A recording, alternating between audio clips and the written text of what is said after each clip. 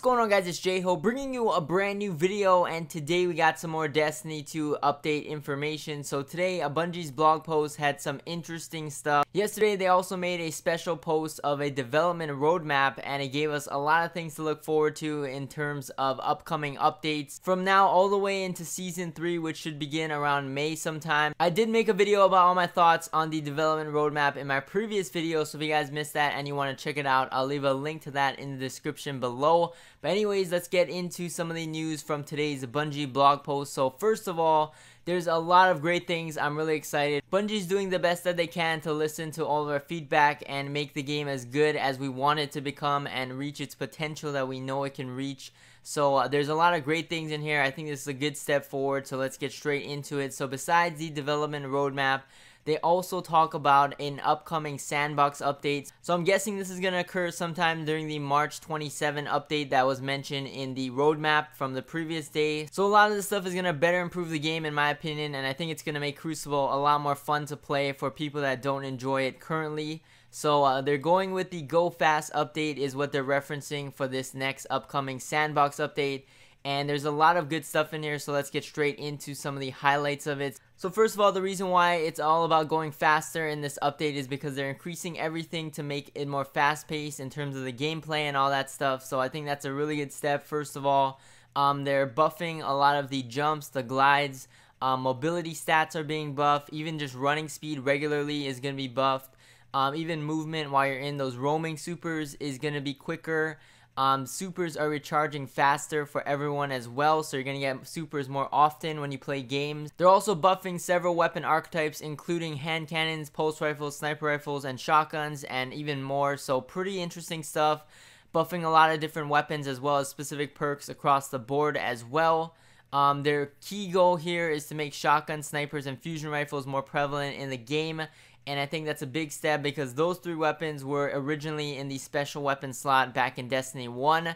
And I think that making those weapons more prominent, especially in Crucible once again, can make for better hero moments, which is what they're trying to go with in terms of the direction with this Go Fast update. So they're trying to make it so there's more hero moments in Crucible. That makes it more fun to play, makes it more fun to watch.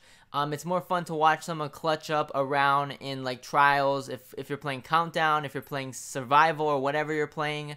It's more exciting when someone can clutch a scenario on a round like a 1v2, a 1v3, a 1v4, whatever the scenario is.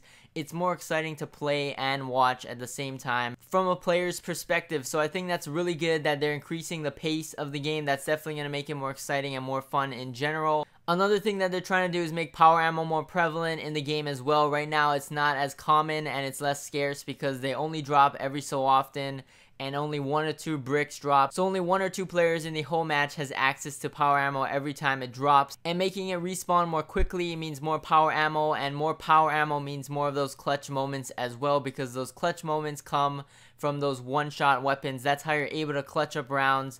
That's how you're able to make those hero moments, so that's really good. Also, some of the power ammo blocks can drop from dead bodies, so if you kill someone that did have power ammo, then you can pick it up within 30 seconds of that person dying, so that's really good. Another really good change that they're making is shoulder charge is going to be reverted from its previous nerf. I think that was one of the things that I personally disliked a lot about that nerf. I think shoulder charge was very useful in terms of movement, not only for getting kills or getting damage off with it and running into people with it. I think it was very useful in terms of movement, to change directions, to go around corners, to do whatever you want mid-air, to use shoulder charge as a movement ability. So reverting it back from its nerf is really good. I think that's a good thing. They're finally listening to some of the mistakes that they made in previous patches. So overall, I think this is really good, and making Crucible more fast-paced is definitely going to make it more fun in general as a player and as a viewer if you're watching it on like Twitch or YouTube or whatever it is. So I think it's going to be more fun as an experience overall, and this makes me more excited to play the upcoming ranking system for ranked Crucible and stuff that's coming in the spring as well.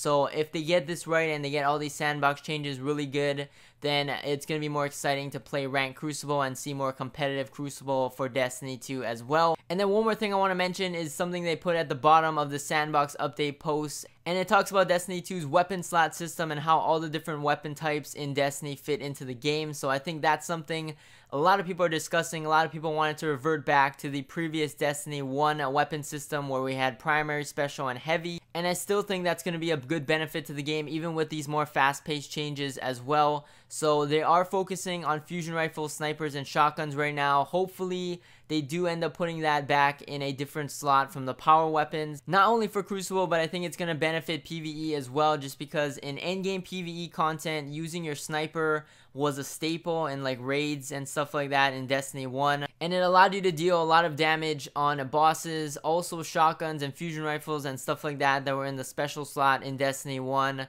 You were able to deal with mobs of enemies quicker with shotguns and stuff, with fusion rifles like Telesto and things like that in the secondary slot. So it was really good. So I think they have benefits for PvE and PvP in terms of changing the weapon slot system. So let's see what they do with that as well, because if they do that with the weapon system as well as all these changes making the game more fast-paced, I think it's going to make Crucible a lot more fun to play. It's going to make ranked Crucible more exciting to participate in once that comes out as well. And even private matches, a lot of people might want to play more private matches, and then maybe competitive Destiny can start rising once again if Crucible starts to be more competitive and more fun than it is now. So let me know what you guys think about this patch. Thank you guys for watching. As always, like, comment, subscribe, stay tuned for more videos. Really excited to see their next step in the Sandbox update coming this spring, so hopefully we get more information on that very soon.